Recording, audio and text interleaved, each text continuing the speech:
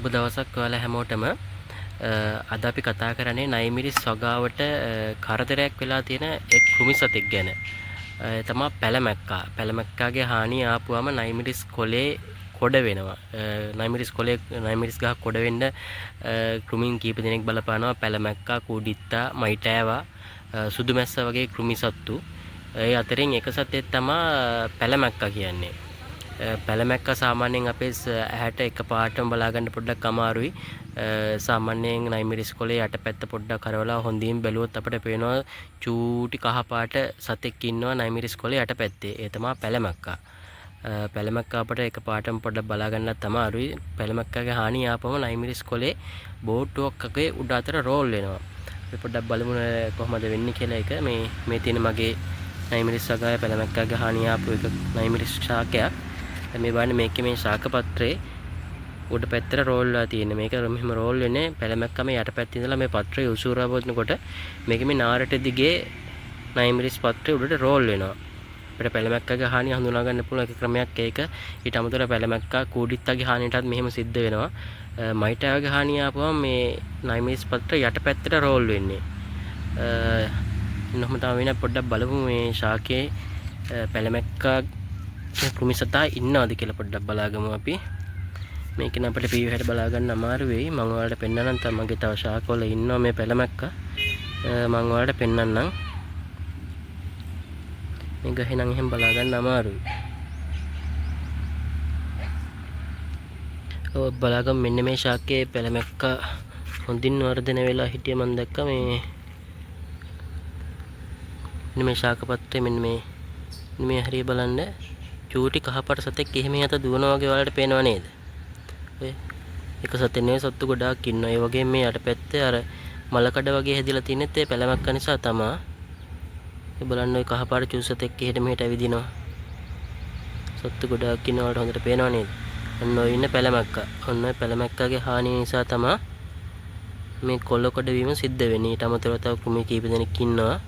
මගේ වගාවේ මේ හැමතැනම වගේ මෙහෙම වෙලා තියෙන මේ පැලමැක්කාගේ හානිය. මේකට අපි කෘමිනාශක භාවිතා කරන දවස් 3න් 3ට වගේ. ඒත් මේ තදට අවු වැටෙන කාලේ පොඩ්ඩක් මේ කෘමි පාලනය කරන්න අමාරුයි. තදට අවු වැටෙන කාලේ මේ කට්ටිය හොඳට බෝ වෙනවා. අර පේනවනේ මේ ශාකයට වෙලා තියෙන දේ මේ. අන්න ඔය විදිහ තමයි පැලමැක්කා අපි හඳුනාගන්නේ. ඊට අමතරව අපිට මේ පැලමැක්කව විනාශ කරන්න කෘමිනාශක භාවිතා කරන්න පුළුවන්. ගොඩක් කට්ටිය කෘමිනාශක වෙනකොට කෘමි විකර්ෂක භාවිතා කරනවා ස්වභාවික විදිහට හදාගත්ත ඒවා. සාමාන්‍යයෙන් මේ වගේ ලොකු වගාවක් නම් එහෙම අපට කෘමි විකර්ෂක වලින් මේ පාලනය කරන්න අමාරුයි. අනිවාර්යෙන් කෘමිනාශක භාවිතා කරන්න සිද්ධ වෙනවා. අපි මේ වෙනුවෙන් යොදා ගන්නවා ඇබමැක්ටින්. ඊට අමතරව චෙස් එක යොදා ගන්න පුළුවන්. වර්ටැකෝ, ඇක්ටාරා වගේ කෘමිනාශක තමයි භාවිතා කරන්නේ. එකම කෘමිනාශක එක දිගට භාවිතා කරන්නත් හොඳ නැහැ.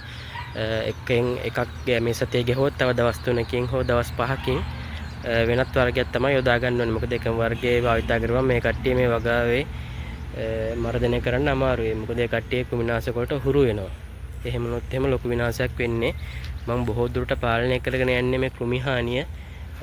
ඔය වගේ කෘමි හානිය හොඳටම වැඩිනොත් එහෙම වගාව සම්පූර්ණයෙන් විනාශ වෙනවා. අපිට ඒක පාලනය කරගන්න අමාරු වෙනවා. ඒකින්ද අපි දවස් 3න් 3ට වගේ තමයි කෘමිනාශක භාවිතා කරන්නේ. ඔයාලගේ වගාවේ ශාක පත්‍ර උඩ පැත්තට රෝල් වෙලා තියෙනවා නම් ඔයාලත් පොඩ්ඩක් නිරීක්ෂණය කරලා බලන්න ශාක පත්‍රයේ යට චූටි කහපාට සතෙක් එහෙම යත දුවන ඔය කට්ටියටත් බලා ගන්න පුළුවන් වෙයි. අපි මේ පැලමැක්කා මර්ධනය කරගන්න මම අර කිව්ව කෘමිනාශක භාවිතා කරන්න පුළුවන්. ඊට අමතරව ඔය කට්ටියට කෘමි විකර්ෂක දියර භාවිතා කරන්නත් පුළුවන්. සාමාන්‍යයෙන් ලොකු වගාවක් කරගෙන යනවා නම් කෘමි විකර්ෂක දියර භාවිතා කරන එක ටිකක් කරන්න අමාරුයි. කෘමිනාශක භාවිතා කරන එක තමයි හොඳම දේ. කෘමිනාශක භාවිතා කළා මේ සතාව අපිට පාලනය කරගන්න පුළුවන්.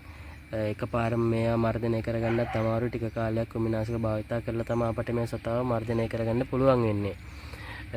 ඊට අමතරව සුදු මැස්සා, මයිටෑවා, කුඩිත්තා මේ සත්තුත් මේ වෛරස් රෝගයේ කොළ කොඩවීම වෛරස් රෝගයේ රෝග වාහකීන් ලෙස අපට හඳුන්වන්න පුළුවන්. මේ මයිටෑවක් සුදු මැස්සා ඒ වගේ සත්තුත් අපි මේ යොදන කෘමිනාශක වලින් මර්ධනය කරගන්න පුළුවන්.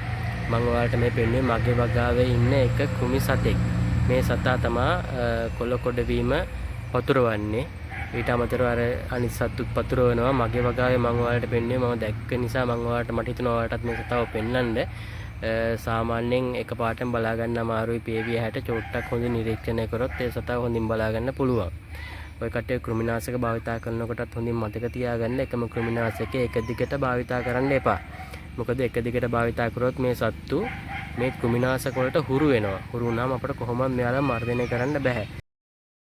නැවතත් මෙවැනි වීඩියෝවක් සමගින් ඔබව හමු වෙනතුරු අප සමග රැඳී සිටින්න. සුබ දවසක් හැමෝටම.